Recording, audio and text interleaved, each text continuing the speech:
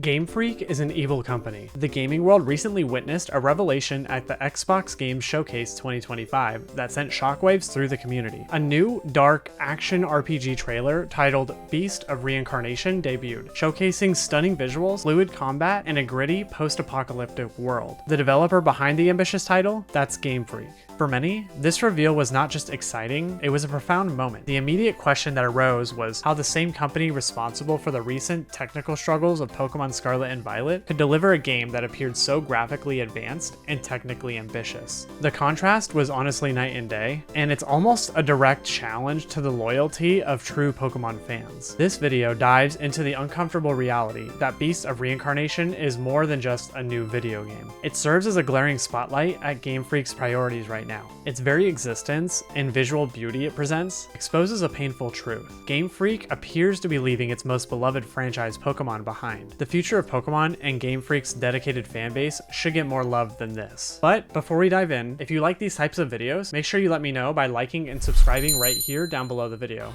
And also, let me know what your opinions and thoughts are in the comments. Do you think this is a good thing and a good move for Game Freak, or do you think this hurts them in the long run? So what exactly is Beast of Reincarnation? It's Game Freak's ambitious action RPG, and let me tell you, it's a significant departure from the Pokemon games we're used to seeing. This game is going for a darker, more mature tone set in a post-apocalyptic Japan, which clearly shows that they want to try new things. The trailer blew people away with impressive and fluid combat that instantly reminded people of games like Sekiro, complete with dodge rolls, precise parries, and cinematic finishes. We're talking high fluid visuals, and a dismemberate system, stuff you never see in a Pokemon mainline game. Oh, and also, this multi-platform release screams a whole different level of technical commitment, showing they're willing to target powerful hardware that can actually deliver modern graphics. It's kind of a slap in the face to Pokemon's Nintendo exclusive releases, isn't it? Like, the game's director is Koto Furushima, who actually worked on the battle system for Pokemon Ultra Sun and Ultra Moon and Pokemon Sword and Shield. So it's not like they don't have the talent, they're just choosing different places to actually put it. Now, don't get me wrong, even Beast of Reincarnation's flashy trailer wasn't perfect. Some reviewers noticed it might suffer from the same classical technical roughness seen in many of Game Freak's past titles, with parts of the trailer chugging along at around 15 frames per second. One Reddit user pointed out it was hilarious that as soon as their logo appears, the frame rate of the game starts chugging. Another comment perfectly summed up the community's feeling. I love how we all automatically link a Game Freak game with a shitty frame rate, lol. This consistent performance issue, even on powerful hardware, makes you wonder if Game Freak's problems are just baked into their platform process, not just the Switch's fault. And the initial fan reactions was a total mixed bag. People were hyped for the new IP, but that hype quickly turned into pure frustration about Pokemon. Beast of Reincarnation's visual ambition, even with its own stutters, became a direct comparison, making recent Pokemon games look even worse. Comments like, if you notice, this is going to be on every platform except Switch/Switch 2, so take that for what you will. And this shows that Game Freak clearly seems to be technically skilled enough to release a modern game, yet they put jack of effort into Pokemon. The message was loud and clear.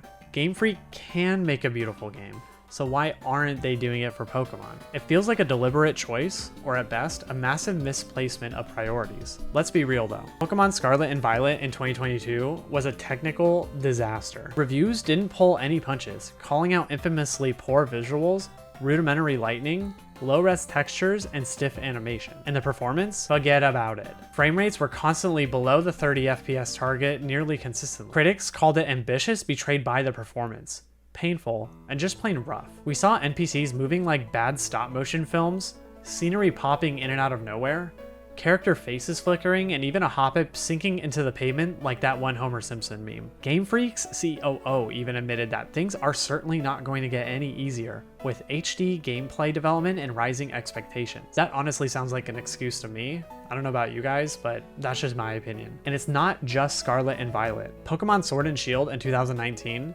was already setting this sad precedent. People ripped those games apart for ridiculous pop-in and lazy linear design. They felt poorly refined and rushed, with pixelated animations and low-resolution textures for the trees. And the biggest slap in the face, Game Freak actually reused Pokemon models from X and Y. They tried to say these models were quote-unquote future-proof, but fans saw right through it, calling it inexcusable laziness, because there was no real visual improvement. This pattern of poor visual, low-res textures, stiff animations, and performance drops across multiple Pokemon games tells us one thing. Game Freak's engine and graphic techniques are stuck in the past. They haven't kept up with modern HD consoles. It's a deep-seated technical debt that keeps dragging every new release down. Even with the Switch 2 update, Scarlet and Violet got a performance boost, but the core visual and design issues look like a barren world. Lifeless NPCs still walk around, and there are still awkward and stiff models. This proves that the new hardware alone won't fix problems rooted in the fundamental development tech and asset quality of Pokemon games, and that future-proofing claim, it's become a symbol of Game Freak's refusal to invest in new high-quality assets and animations for their biggest franchise. It's not efficiency,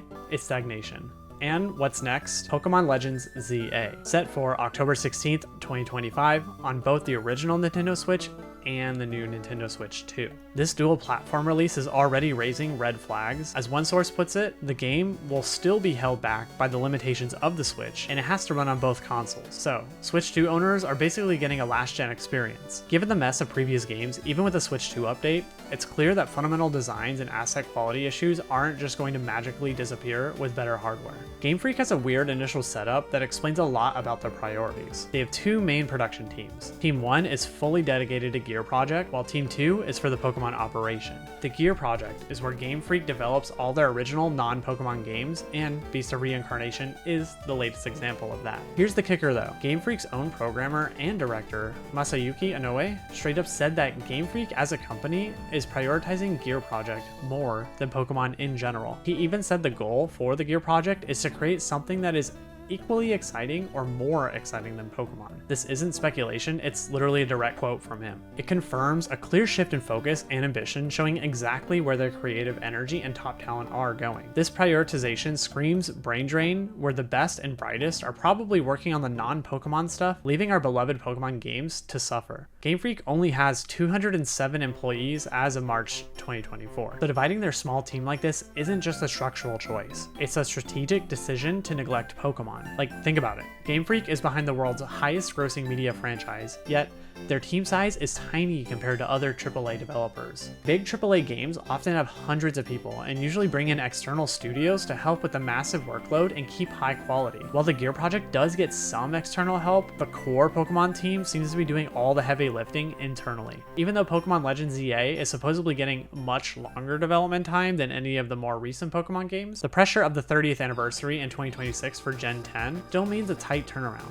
This constant pressure to hit deadlines, driven by the massive Pokemon media empire with cards, anime, toys, you name it, clearly overrides any internal quality standards. It's not just Game Freak's fault, it's the Pokemon Company's relentless commercial machine. The most infuriating, yet probably most accurate reason for Pokemon's constant technical issues comes down to one thing: money. These games sell like hotcakes regardless. Scarlet and Violet, despite being a buggy mess, became the second best selling in the series and still sells 20 million units without issue. This insane financial success, despite all the flaws, gives Game Freak and the Pokemon Company zero incentive to actually invest in expensive graphical overhauls or longer development cycles. As one Reddit user perfectly put it, when they can put out half-assed low-budget bullshit and still rake in millions, why bother putting in additional effort to regain a market segment that would ultimately just be a rounding error in their books? This quote-unquote good enough business model is the real reason for their apathy towards quality. Sure, the Switch was already old when it came out in 2017 and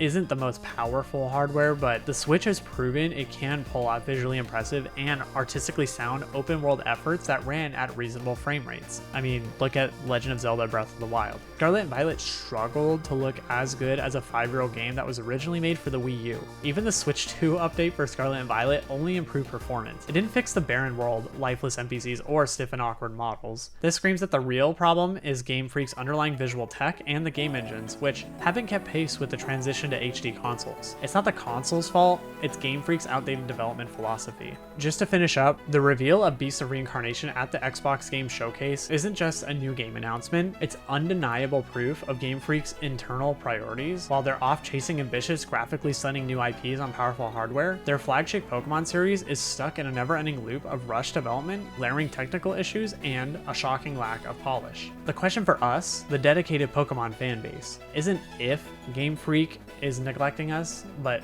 what we're gonna do about it. The evidence is clear, there's a massive gap in development quality and focus. We, like you and me, the loyal fans of Pokemon, who have been stuck with this franchise through thick and thin, deserve games that show the same level of care, ambition, and technical polish that Game Freak is clearly capable of delivering. It's time they gave us the love that we deserved.